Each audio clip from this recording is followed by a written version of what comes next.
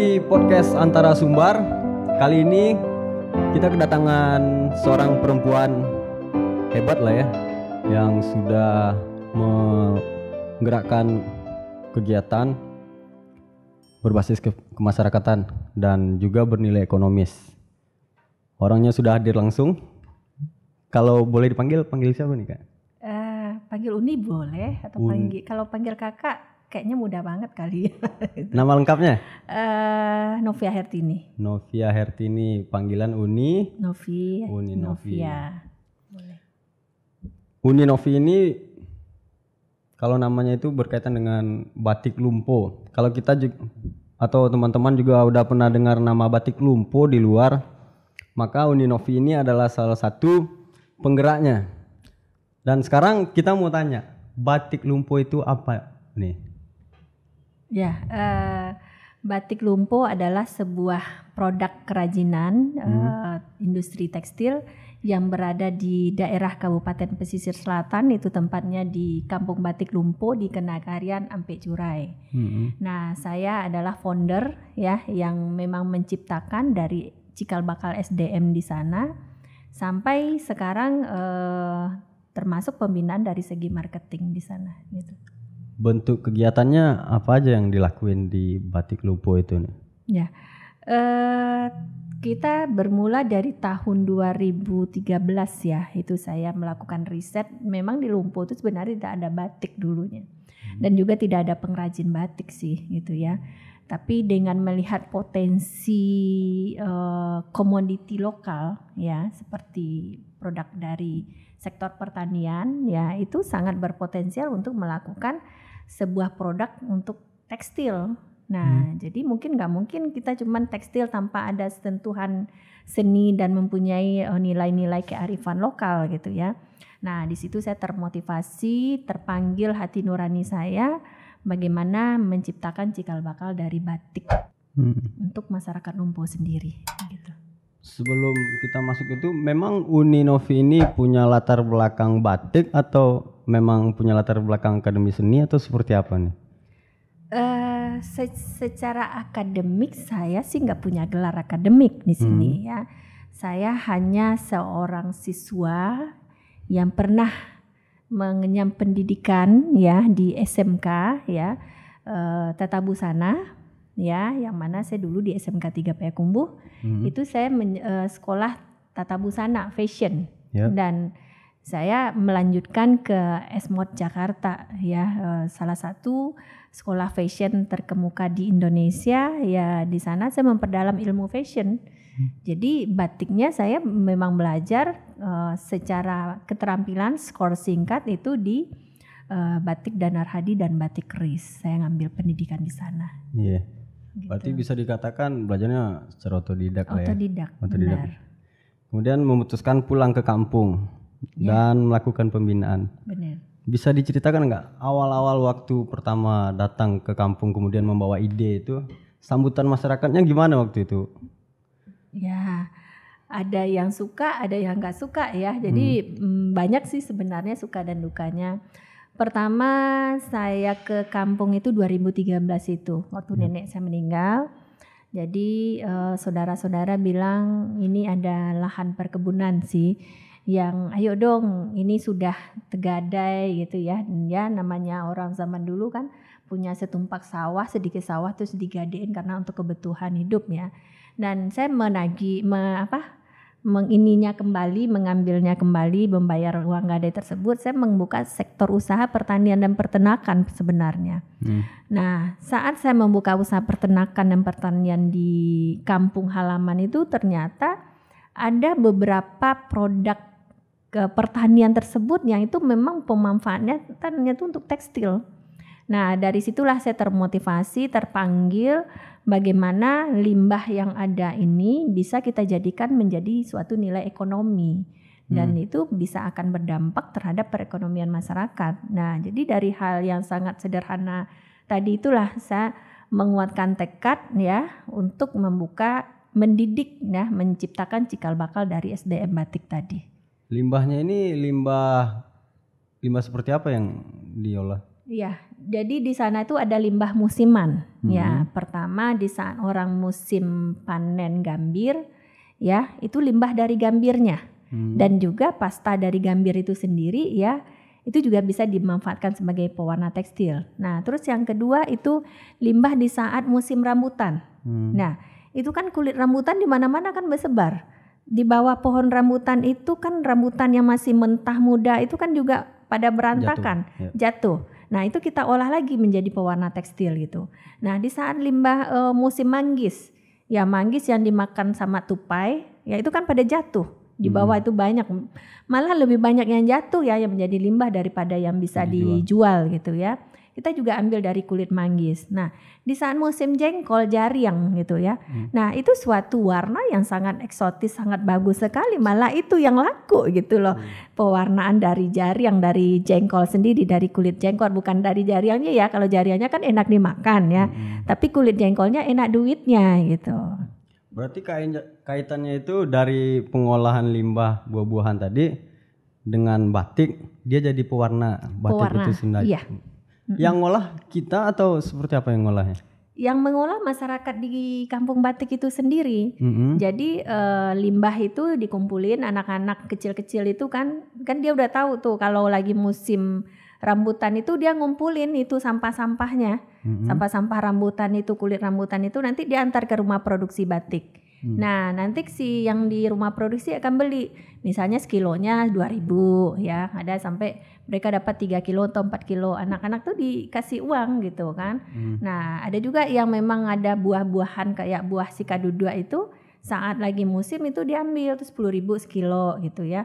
Nah, itu dikumpulin, mereka setor ke rumah batik. Nah, nanti para pengrajin batik ini kan dia masing-masing ada divisi. Nah, di divisi pewarnaan itu mereka akan mengolah limbah itu lagi. Nah, sampai mendapatkan ekstrak untuk menjadi pewarna, dan itu harus langsung dipakai. Tidak bisa hari ini kita produksi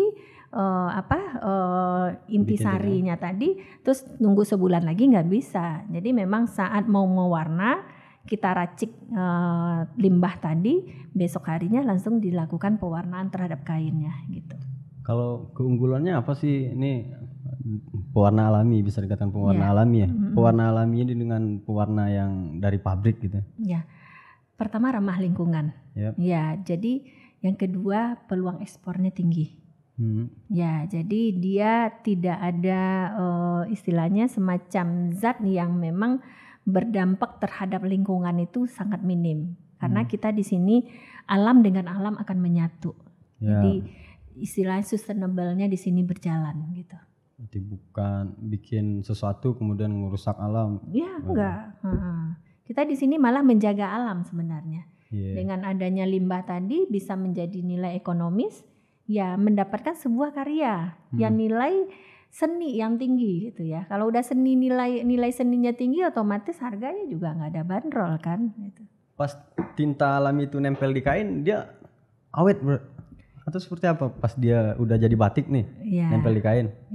Kelebihannya? Dia ada zat pengunci juga, jadi supaya dia tidak luntur ya. Itu juga ada beberapa zat pengunci, tapi masih dari bahan alami juga, seperti dari kapur ya, dari tawas, dari ada beberapa zat lainnya yang gunanya memang untuk mengunci warna. Nah, kita kan melakukan berapa kali perebusan, jadi memang warnanya itu akan tetap awet. Cuman satu, perawatannya harus benar-benar bagus ya, dia tidak boleh kena matahari ya. Maksudnya gini, kita boleh ya kena sinar matahari, tapi maksudnya kita punya batik warna alam tuh tahu-tahu kita sehari beraktivitas di atas motor kontak langsung dengan matahari, ya itu dia akan mempengaruhi warna. Seperti itu. Nah, itu kan dari pewarnanya. Kemudian kita geser ke pembuatannya. Kita kan memproduksi batik. Batik lumpo. Itu apa yang membedakan batik lumpo yang kemudian dengan batik-batik yang ada di luar? Bisa diceritakan nih? Batik lumpo pertama yang membuat, yang menciptakan ya itu memang orang lumpo. Ya, itu satu. Terus yang kedua, setiap proses ya, baik dari proses pewarnaan, proses pembuatan ya, itu melibatkan masyarakat. melibatkan memang ada dampaknya terhadap masyarakat. Nah, jadi di sini untuk pembuatannya itu sendiri kami membagi kegiatan ini dengan masyarakat itu beberapa divisi. Kalau dia nggak bisa ngewarna, kita nggak kasih dia ngewarna. Kalau dia bisanya cuma ngecanting, kita ngasih dia ngecanting. Nah, ngecanting pun mereka kalau bisa cuma kelowong, ya mereka cuma kelowong. Nggak bisa mereka bikin nilai seni, misalnya kayak ceceknya. Terus apalagi kan banyak juga tahapan-tahapan dari kain batik itu. Kita nggak kasih. Jadi yang mana yang memiliki nilai seni, yang mereka bisa menuangkan ide dan kreativitas mereka di dalam selembar kain, itu kita kasih ke mereka. Kalau dia yang cuma bisa ngecimplak, misalnya ngikutin garis yang ada, udah itu kita kasih. Jadi itu. Berarti awalnya mereka yang kemudian terlibat dalam pembuatan batik ini, kita yang ngebina? Benar, dari awal. Dari awal? Ya. Udah sejak tahun kerap? Apakah dari 2013 itu? Kita pembinaan mulai 2015. 2015? Ya, itu sebanyak 45 orang dari 4 kenagarian kita bina mereka. Dan alhamdulillah menjadi ratusan orang yang kita didik sekarang menjadi yang aktif bekerja di rumah produksi batik itu adalah 113 orang yang terdiri dari 10 kelompok. Berarti dia dibikin kelompok. Dibikin kelompok, tapi di satu kesatuan di kelompok batik lumpuh. Sehari mereka bisa produksi berapa? Tergantung, bisa slow ya, bisa juga kejar tayang ya, itu mereka sudah merasakan semua. Ya rata-rata mereka yang satu hari satu kelompok itu tergantung dari kerumitan ya, bisa. Kalau batik tulis memang lama ya, batik tulis satu lembar batik itu bisa 2-3 minggu. Tapi kalau untuk batik seragam, batik cap ya itu satu orang bisa 10 lembar gitu ya. Nah jadi berdasarkan kerumitannya juga gitu. Kekhasannya di mana batik lumpuh yang nggak ditemukan di yang lain lah?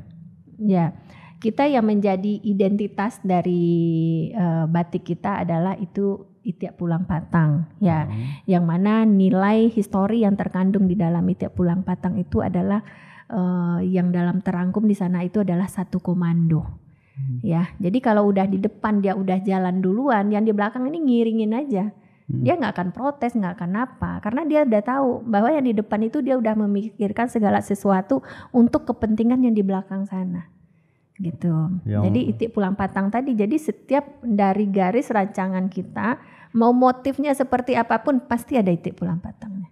Tapi yang udah kita kolaborasi, nah kontemporernya udah ada. Iya, tadi kan udah dilihat juga batik yang dibuat. Bahwa Itiak Pulang Patang itu bukan seperti yang sering dilihat. Ya. Karena Itiak Pulang Patang memang bentuknya itu diambil, cuman udah dikreasikan. Udah dikreasikan. Selain Itiak Pulang Patang, bentuk-bentuk apa lagi yang dikreasikan oleh batik lumpuh ini? Ya, kita ada kalau paku kacang balimbiang ya, yang mana di situ tugas seorang bapak itu bukan sebagai bapak saja, tapi juga sebagai mama di kemenakannya dia gitu ya.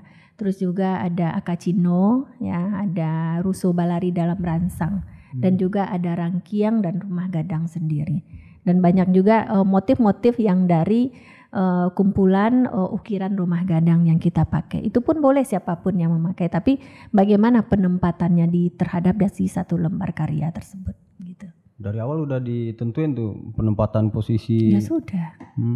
Jadi harus komposisinya apakah bagus dipandang ya, orang suka apa tidak kan harus kita perhitungkan semua gitu kan. Ya termasuk salah satu kita ambil sebuah cerita dari Gunung Nago ya. Bukan berarti kita narokin gunung di selembar kain, gambar ini tidak. Tapi kita ambil naganya. Naga itu dalam filsafahnya seperti apa. Nah, itu yang kita tuangkan di sana, ceritanya itu seperti apa.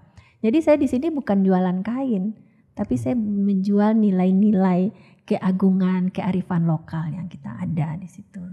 Ide itu biasanya dari siapa? Apakah masukan dari yang lain atau memang murni dari saya sendiri? Saya sebagai background saya memang sebagai fashion designer gitu ya.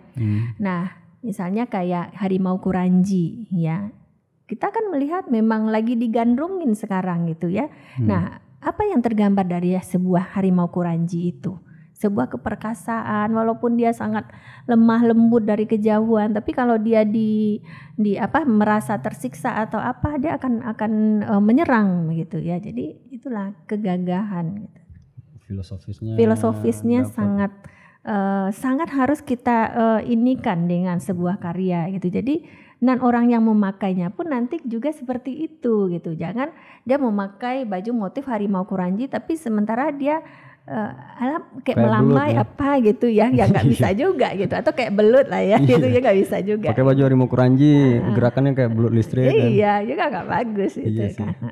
Nah, bicara make-make dari produk batik yang kita bikin itu hasilnya itu kemana terapannya? Ya, alhamdulillah untuk dikonsumsi secara lokal ya Sumatera Barat kita juga sudah sudah terpenuhi ya, dan provinsi tetangga juga sudah, dan di Pulau Jawa kita juga ada beberapa mitra di sana, termasuk dari Seragam Semen Indonesia kemarin kita juga isi. Terus market kita di luar negeri juga walaupun belum banyak, tapi secara legalitas sih sebenarnya kita belum ada izin untuk perdagangan luar negeri. Tapi ini karena hubungan baik yang ada, karena dia konsumen saya ya. Kita juga masuk ke dalam lingkungan kerajaan Brunei ya, yang mana pangerannya juga teman dari saya, dan juga ada teman saya di Malaysia juga. Kita juga karena saya membikinkan bukan berupa produk batik, tetapi produk berupa ready to wear, sudah menjadi baju, sudah menjadi fashion. Jadi orang nggak bingung lagi gitu, dan harganya juga ya lumayan fantastis gitu.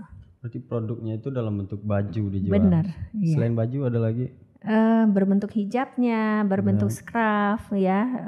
Kalau ya tergantung beberapa tetangga ya, negara tetangga permintaan, ada yang untuk scarf, ada untuk kerudung, ada untuk sarung, ada untuk kemeja ya, berbagai permintaan.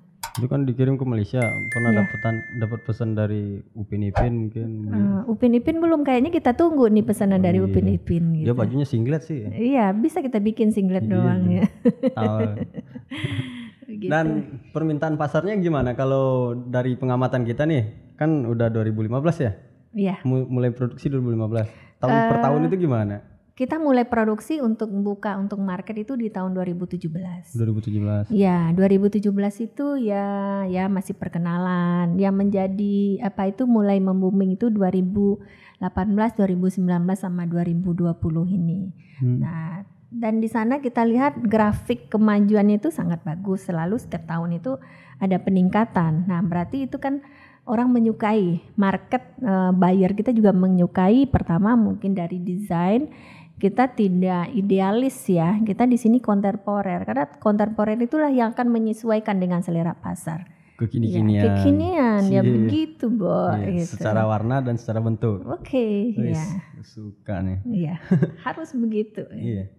Terus dalam sehari produksi berapa, ataukah sesuai permintaan atau seperti apa? Kalau untuk produksi kita memang sesuai dengan permintaan ya, tetapi di samping itu kita juga harus ada untuk ready stock gitu ya. Nah, tapi di saat pandemi kita memang mengurangi aktivitas karena banyak dari produk kita yang masih belum terserap gitu ya. Jadi untuk batik tulis kita masih tetap terus berjalan ya. Dan untuk batik yang banyak itu sebenarnya di batik cap ya, itu memang agak tersendat di tahun 2020.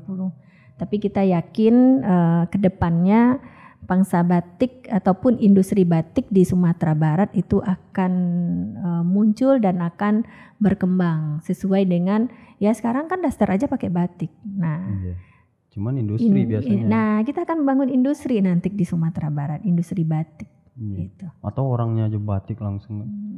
Orangnya kita juga udah pernah batik, rumahnya juga udah kita batik sekarang. Itu udah dari tahun 2017 itu rumah-rumah para pengrajin kita udah batik. Spraynya juga sudah batik. Nah, badannya juga. Badannya ntar badan Om juga kita batik nanti. Kayak piton ya. Mau dibikin gambar naga juga boleh tuh. Nah. Jangan naga lah. Serem itu kok. Oh, serem. Iya. Siput keren kali ya. Siput ya. Oke, nanti kita konsultasikan ya. Nah, pandemi memang sih semuanya berdampak kan karena pandemi. Kalau dari batik lumpuh itu seperti apa sih dampaknya? Apalagi Maret tuh awal-awal kan? Ya, Memang pandemi juga 80% dari kegiatan kita itu memang berpengaruh ya dari COVID-19. Tetapi kami di sini berdampingan dengan pemerintah Sumatera Barat beralih profesi. Nah, ya mengikuti tren. Sekarang kan trennya orang kan dengan COVID ya, masker, APD gitu ya. Nah, kami menyesuaikan karena kebutuhan orang itu kan sekarang beralih ke sana. Dan kami untuk sementara juga berkiblat ke sana. Dan kami yang awalnya kalau tidak ada aktivitas membuat masker, membuat baju asmat, membuat jaket pelindung diri gitu ya, itu kita down 80%. Tetapi dengan kegiatan itu kita setara per kapita pendapatan kita ya. Bisa ngejar lagi lah. Ngejar lagi, setara dengan 2019 gitu. Walaupun tidak ada penaikan tapi setara gitu. Bagusnya bikin vaksin juga sekalian. Nah, kayaknya masih gimana ya? Karena ini salah bikin vaksin, cuman saya kepikiran gini, gambir, ya. Gambir kan bunganya kan mirip dengan COVID, kayaknya diadu aja. Wah, COVID-19 dengan. Ngaco tuh. ngaco. Gitu. Kemudian sekarang gimana? Kan sekarang udah PSBB udah berakhir juga. Iya. Apakah masih bikin masker juga atau udah balik lagi ke batik? Untuk kegiatan pembuatan APD kita memang sudah berakhir. Kita sudah mulai berbenah kembali ya untuk memproduksi batik ya. Karena bagaimanapun dari 7 bulan berlalu itu hampir 8 bulan itu banyak sedikit itu produksi kemarin tuh sudah banyak jalan juga. Karena kita juga ada penjualan online juga ya. Nah, jadi sudah mulai menipis dari kita punya stok barang ya. Nah, kita alhamdulillah kemarin dari bulan November kita sudah mulai beraktivitas tapi belum mengejar sehari harus sekian, tidak. Jadi masih aktivitasnya masih slow gitu. Ada strategi pemasaran yang dikembangin gak sih buat mensiasati keadaan itu? Yang penting kita berani menawarkan produk kepada siapapun di sini ya. Dan satu lagi, sekarang kita harus mengkondisikan mengikuti semua era ya. Sekarang eranya digital ya, pemasaran digital. Nah, terus untuk dengan pemerintahan ya mungkin kita harus jemput bola ya. Jadi ya seperti apa sih usaha yang lainnya juga kita juga seperti itu. Jemput bola, main dengan digital marketing ya juga seperti itu. Baju pemerintah berarti baju pemerintah itu dari kita juga? Seragam OPD Pemprov. Di mana aja? Pemprov Sumbar? Pemprov Sumbar. Ya, Pemprov Sumbar yang sudah pakai itu Dinas Disperindak Sumbar, ya, Dinas BPBD, Dinas PTSP, Dinas Kominfo, dan masih banyak beberapa dinas lain yang juga sudah memakai produk kita. Itu rutin setiap tahun atau? Mereka memakai setiap hari Kamis. Itu memang sudah ada edaran dari gubernur. Enggak dia pesannya ke kita? Bisa setiap tahun karena itu memang menjadi seragam dinas setiap hari Kamis.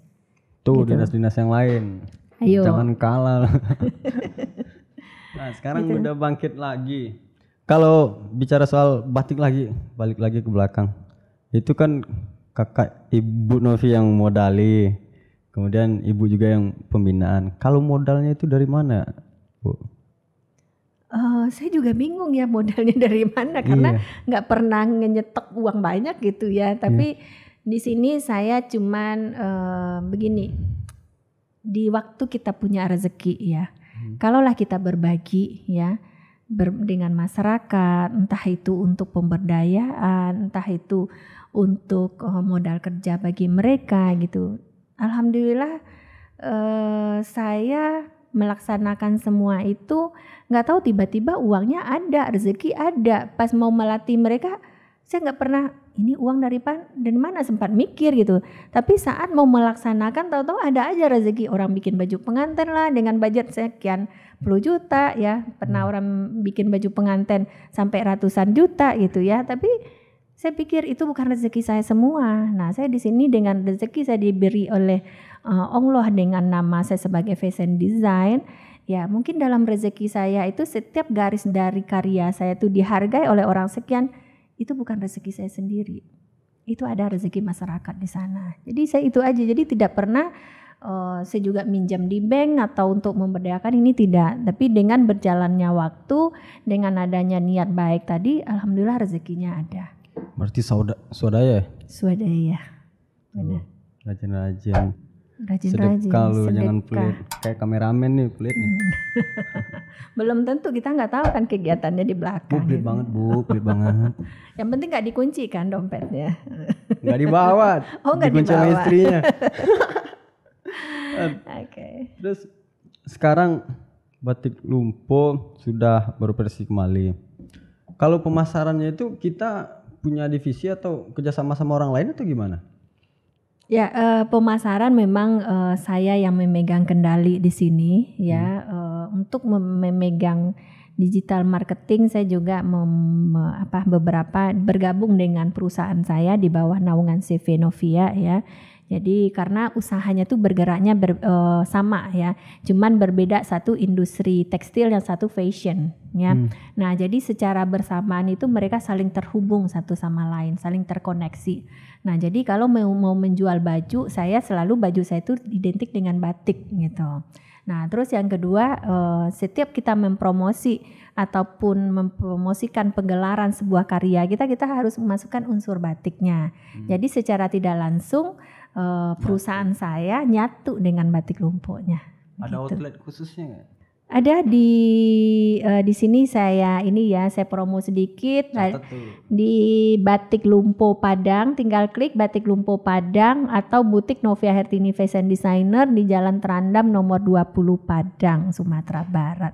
Kalau nggak ketemu pakai Google Maps. Iya. Pemasaran di Padang. Kemudian kan ini bicara batik itu kan karya tadi, kata Uni Novi itu karya. Apakah sudah pernah didaftarkan juga hak ciptanya, karena kan buat otentiknya, identitasnya? Ya, untuk hak kekayaan intelektual ya, HAKI kita sudah daftarkan. Untuk merek kita juga sudah daftarkan di Kemenkumham ya. Itu kurang lebih dari 3 tahun yang lalu. Tapi ditolak dari Kemenkumhamnya, pertama karena memakai by pesisir selatan ya. Jadi rupanya itu nggak boleh memakai by pesisir selatan, karena kalau udah by pesisir selatan berarti punya daerah. Secara individu ataupun kelompok kami tidak bisa menghakikan gitu ya. Nah terus alhamdulillah tahun ini kita berproses, karena untuk daftar merek itu prosesnya 2 tahun. Jadi kami masih menunggu hasil yang kedua. Dan untuk desain industri sendiri kami juga sudah mengurus hakinya. Ya alhamdulillah itu memang membutuhkan bertahun-tahun prosesnya, karena banyak yang dilihat di sana, baik kesamaannya, dari nama, dari bentuk dan rupa segala macam, itu harus benar-benar dilihat dan diinikan dulu gitu ya. Ya. Tapi alhamdulillah kita sudah urus itu semua. Gitu. Mudah-mudahan cepat diterima. Insya Allah. Ya. Karena fungsinya buat daerah juga buat daerah, masyarakat. Benar. Karena konsepnya kalau saya dengar dari tadi itu, ini unit ini muncul dari masyarakat, kemudian fungsinya untuk masyarakat juga. Ya. Berbasis masyarakat lah ya. Berbasis. Jadi Batik Lumpo itu identik dari slogannya begini, Batik Lumpo Social Preneur Community. Jadi memang usaha kemasyarakatan yang ada impactnya terhadap sosial masyarakatnya. Social Preneur Community. Yang nggak ngerti translate bahasa Inggris. Translate ya. Iya. Nah, bisa dibilang kan Uni Novi ini salah satu perempuan hebat yang kemudian udah berkontribusi untuk membangun ekonomi masyarakat di Lumpo. Ada apa enggak ya? Ada bentuk perhatian pemerintah atau apresiasi yang udah diberikan pemerintah ke Uni Novi sejauh ini? Ya, alhamdulillah ada beberapa penghargaan yang kita raih. Pertama itu sebagai wanita inspiratif ya, dalam 33 wanita inspiratif Indonesia. Terus dari majalah Women Entrepreneur. Ya. Terus juga ada dari komunitas desainer etnik Indonesia. Ya, saya juga dapat penghargaan telah memperjuangkan masyarakat yang belum punya keterampilan, bisa memiliki keterampilan, yang tidak punya penghasilan jadi bisa punya penghasilan. Terus alhamdulillah suatu apresiasi yang sangat luar biasa dari pemerintah Sumatera Barat yang mengusulkan kepada Kementerian Perindustrian ya, itu Upakarti ya, Upakarti dari Kementerian Perindustrian. Nah, alhamdulillah melalui proses penilaian kurang lebih 1 tahun ya. Itu di 2019 November itu waktu itu sosialisasi. Setelah sosialisasi persiapan untuk pendaftaran, terus pendaftaran dan ya menulis seperti bagaimana seorang wartawan menulis ya. Sebagai seorang notaris. Sebagai seorang notaris ya segala macam ya, yang saya punya segini ya daminya yang saya kirim ke pusat. Alhamdulillah saya lulus seleksi juga, terus verifikasi lapangan ya. Dari verifikasi lapangan tim dari kementerian itu turun melihat kebenarannya dan survei ke daerah dan beraudien dengan masyarakat, wali nagari dan pemerintah daerah Kabupaten Pesisir Selatan. Dan alhamdulillah per bulan November kemarin ya, itu ditetapkan SK dari Menteri Perindustrian saya sebagai penerima Upakarti, 5 orang penerima Upakarti dari Kementerian Perindustrian se-Indonesia kategori jasa pengabdian terhadap masyarakat yang hanya 5 orang. Uni Novi salah satunya saya dari Sumatera Barat, mewakili 1 kabupaten yaitu Kabupaten Pesisir Selatan. Dan insya Allah nanti di hari Kamis ya tanggal 10 Desember akan diserahkan, kita nggak tahu apakah itu menteri ataupun presiden atau wakil presiden, masih belum ada dapat bocoran gitu kan. Mudah-mudahan dari presiden ataupun wakil presiden nanti yang menyerahkan gitu. Itu adalah penghargaan yang tidak pernah sedikit pun di dalam benak saya terpikirkan bisa menjadi nominasi aja. Waktu itu udah suatu hal yang sangat luar biasa. Ini terpilih lagi. Ini terpilih dari 34 provinsi, itu cuman 5 provinsi yang dapat gitu. Nanti pas nyampe disuruh nyanyi ya. Nah, nggak tahu deh, saya belum bisa nyanyi karena bukan penyanyi gitu. Penghargaan di Jakarta. Di Jakarta. Tanggal 10 Desember. Jadwalnya. Ya, jadwal. Cuman tempatnya masih dirahasiakan gitu. Dan harus mengikuti protokol kesehatan ya. Dan banyak beberapa syarat administrasi lainnya yang harus kita ini siapin gitu. Kalau ini ya di luar yang usaha lumpuh ya. Jika milenial ingin menggeluti batik atau mungkin ingin belajar batik, itu susah nggak? Atau mungkin ada tips dari Uni Novi buat mereka-mereka yang mungkin tertarik nih mau bikin batik atau belajar batik? Iya. Boleh, sebenarnya gini, apapun saya yang ngerasa saya nggak punya gelar akademik di batik ataupun secara akademik saya belajar gitu kan, tapi saya punya keinginan saya tuh harus bisa belajar, saya harus bisa nekunin gitu ya. Tapi kita harus mempunyai jiwa kecintaan dulu. Nah, kita cinta nggak terhadap batik? Nah, kalau kita nggak cinta ke batik, kita maksakan diri kita juga nggak bisa. Nah, jadi kita punya kecintaan, kita punya rasa keinginan nggak untuk belajar gitu ya.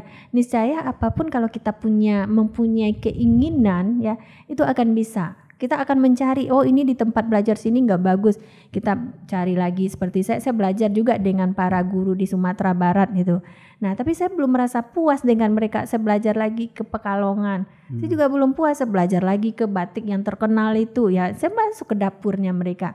Tapi alhamdulillah saya tuh memang belajar untuk masyarakat banyak, bukan belajar untuk menimbun kekayaan, tidak ya. Tapi saya belajar untuk memberikan nanti lagi kepada masyarakat banyak, sehingga saya ke tempat saya belajar itu ya dengan batik-batik yang udah punya nama besar ya, kita alhamdulillah ayo welcome, karena mereka pun kita lihat pengusaha-pengusaha batik-batik yang besar itu ya, mereka tuh tidak cuma memikirkan nilai finansial, tapi nilai sosial mereka juga.